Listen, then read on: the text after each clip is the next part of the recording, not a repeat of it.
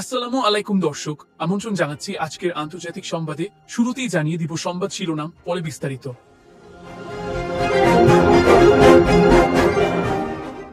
দর্শক, জানিয়ে দিব আজকের তাজা খবর।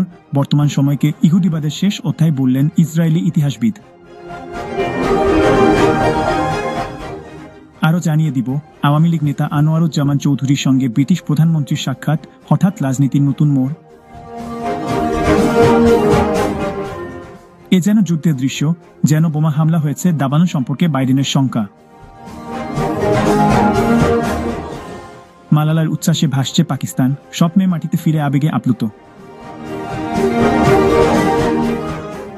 সর্বশেষ জানিয়ে দিব ত্রাণ সহায়তা নিয়ে সিরীয় জনগণের পাশে সৌদি আরব। এতে সৌদি আরবের উদয় মানবিকতার নজির প্রতিফলিত বলে মনে করেন বিশেষজ্ঞরা। দর্শক, এতক্ষণ শুনছিলেন সংবাদ শিরোনাম, এখন বিস্তারিত। তার আগে একটি অনুরোধ দর্শক, ভিডিওটি ভালো লাগলে লাইক, কমেন্ট, শেয়ার করে দিন এবং সাবস্ক্রাইব করে রাখুন পরবর্তী আপডেট পেতে।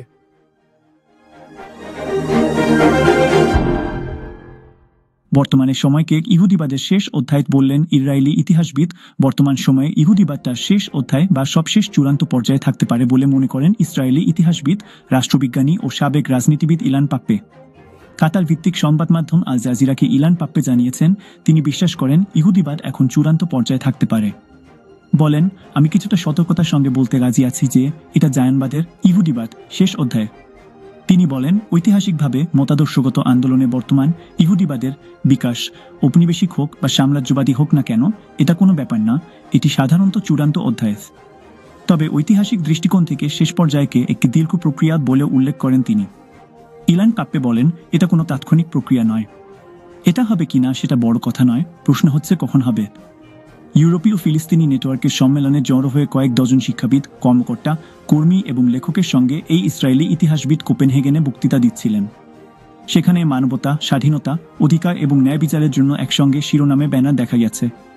পাপ্পে আল জাজিরাতে আরও বলছিলেন, তিনি বিশ্বাস করেন যে মার্কিন নবনির্বাচিত প্রেসিডেন্ট ডোনাল্ড ট্রাম্পের অধীনে গাজায় গণহত্যা কমপক্ষে কয়েক মাস চলতে থাকবে। এদিকে ইসরায়েলের গণহত্যার কারণে গাজা ও পশ্চিম তীর জুড়ে উত্তেজনা বাড়ছে। 2023 সালের 7 অক্টোবর হামাসের হামলার পর থেকে প্রায় 46,000-এর বেশি মানুষকে হত্যা করেছে ইসরায়েলিরা, যাদের বেশিরভাগই নারী ও শিশু। ফিলিস্তিনের স্বাস্থ্য মন্ত্রণালয় জানিয়েছে, দখলকৃত পশ্চিম তীরের ভূখণ্ডেও ইসরায়েলি সেনাবাহিনীর গুলিতে এ পর্যন্ত অন্তত 844 ফিলিস্তিনি নিহত এবং 6,700 জনেরও বেশি আহত হয়েছেন। আওয়ামী লীগ নেতা আনোয়ারুজ্জামান চৌধুরীর সঙ্গে ব্রিটিশ প্রধানমন্ত্রীর সাক্ষাৎ, হঠাৎ রাজনীতির নতুন মোড়। সম্প্রতি আওয়ামী লীগ নেতা আনোয়ারুজ্জামান চৌধুরীর সঙ্গে দেখা করেছেন ব্রিটিশ প্রধানমন্ত্রী কিয়ার স্টারমার।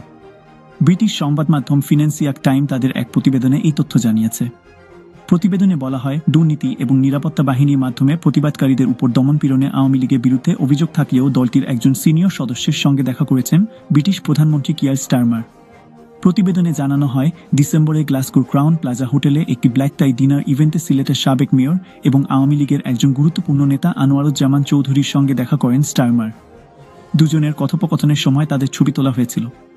স্টারমার আরেকটি ছবি তুলেছেন যেখানে তাকে লেবার পার্টির জন্য একটি অনুদান চেক গ্রহণ করতে দেখা যায়।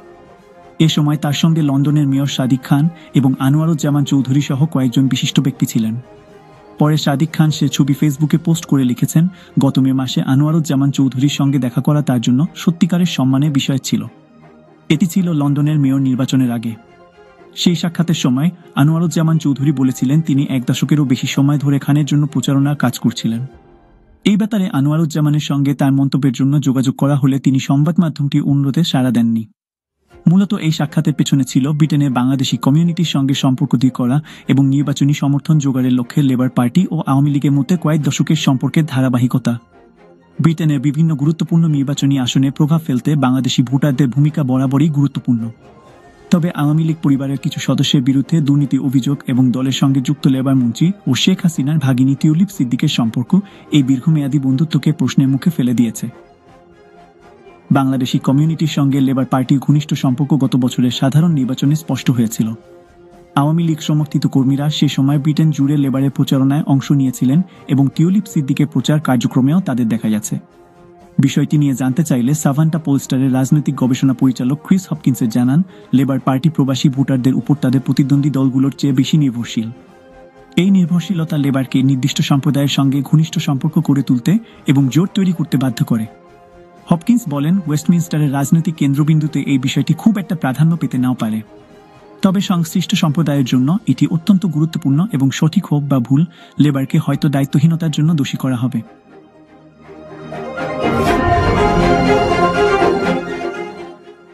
যেন বোমা হামলা হয়েছে, এ যেন যুদ্ধের দৃশ্য। দাবানল সম্পর্কে বাইডেনের শঙ্কা। যুক্তরাষ্ট্রের লস অ্যাঞ্জেলসের ভয়াবহ দাবানল নিয়ে মার্কিন প্রেসিডেন্ট জো বাইডেন বলেছেন, দাবানো ডেট মনে হচ্ছে যেন কেউ বোমা ফেলেছে। এক প্রতিবেদনে বার্তা সংস্থা এফপি জানিয়েছে, ভয়াবহ দাবানলে গত 5 দিন ধরে পুড়ছে যুক্তরাষ্ট্রের লস অ্যাঞ্জেলস।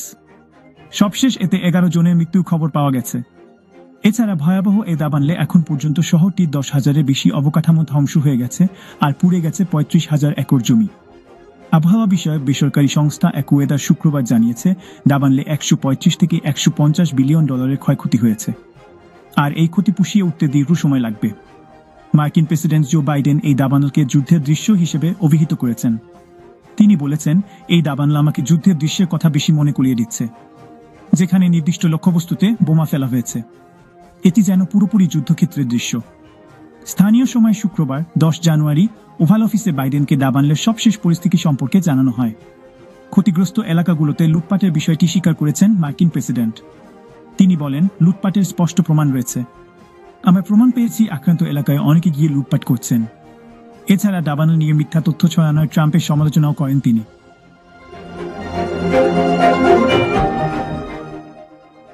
মালালার উচ্ছ্বাসে ভাসছে পাকিস্তান, স্বপ্নের মাটিতে ফিরে আবেগে আপ্লুত। মুসলিম বিশ্বে মেয়েদের শিক্ষা নিয়ে আয়োজিত এক আন্তর্জাতিক সম্মেলনে অংশ নিতে পাকিস্তানে পৌঁছেছেন দেশটির মানবাধিকার কর্মী ও শান্তিতে নোবেলজয়ী মালালা ইউসুফজাই। দীর্ঘদিন পর নিজ দেশে ফিরতে পেরে তিনি বেশ অভিভূত বলে মন্তব্য করেছেন। শনিবার ফরাসি বার্তা সংস্থা এফপির এক প্রতিবেদনে এই তথ্য জানানো হয়েছে। নারী শিক্ষা ও মানবাধিকারের চ্যাম্পিয়ন মালালা বিশ্বমঞ্চে আলোচনায় আসেন 2012 সালে মাত্র 15 বছর বয়সে। নারী শিক্ষার পক্ষে কথা বলায় সেই সময় তালেবান জঙ্গিদের নিশানা হয়েছিলেন তিনি। পাকিস্তানের পশতুন অধ্যুষিত সোয়াত উপত্যকায় তালেবান জঙ্গিরা স্কুল থেকে ফেরার পথে কিশোরী মালালার মাথায় গুলি চালায়। গুরুতর আহত মালালাকে এয়ার অ্যাম্বুলেন্সে করে ব্রিটেনের বার্মিংহামের কুইন এলিজাবেথ হাসপাতালে ভর্তি করা হয়।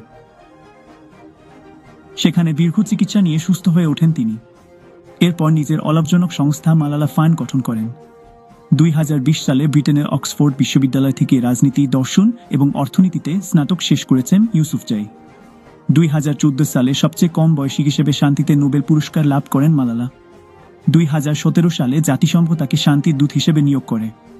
শনিবার ইসলামাবাদের সম্মেলনে মালালা বলেন, পাকিস্তানে ফিরতে পেরে আমি সত্যি সম্মানিত, অভিভূত এবং আনন্দিত। এই সম্মেলনে মালালার সঙ্গে তার মা বাবাও অংশ নিয়েছেন।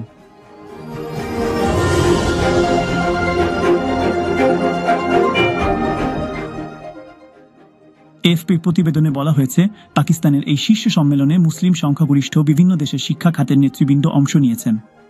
যদিও পাকিস্তানের প্রতিবেশী আফগানিস্তান এই সম্মেলন প্রত্যাখ্যান করেছে। বিশ্বে আফগানিস্তানই একমাত্র দেশ যেখানে মেয়েদের স্কুলে যাওয়া নিষিদ্ধ রয়েছে। শনিবার সম্মেলনের উদ্বোধনী ভাষণে পাকিস্তানের প্রধানমন্ত্রী শেহবাজ শরীফ বলেছেন, পাকিস্তান সহ পুরো মুসলিম বিশ্ব মেয়েদের শিক্ষার ন্যায়সম্মত অধিকার নিশ্চিত করার ক্ষেত্রে উল্লেখযোগ্য চ্যালেঞ্জের মুখোমুখি। শেহবাজ বলেন, মেয়েদের শিক্ষার অধিকার অস্বীকার তাদের কণ্ঠস্বর ও পছন্দ এবং তাদের উজ্জ্বল ভবিষ্যতের অধিকার থেকে বঞ্চিত করার শামিল। পাকিস্তানের শিক্ষামন্ত্রী খালিদ মকবুল সিদ্দিকী এফপিকে বলেছেন, সরকার এই সম্মেলনে আফগানিস্তানকেও আমন্ত্রণ জানিয়েছিল, কিন্তু আফগান সরকারের কেউ সম্মেলনে অংশ নেননি।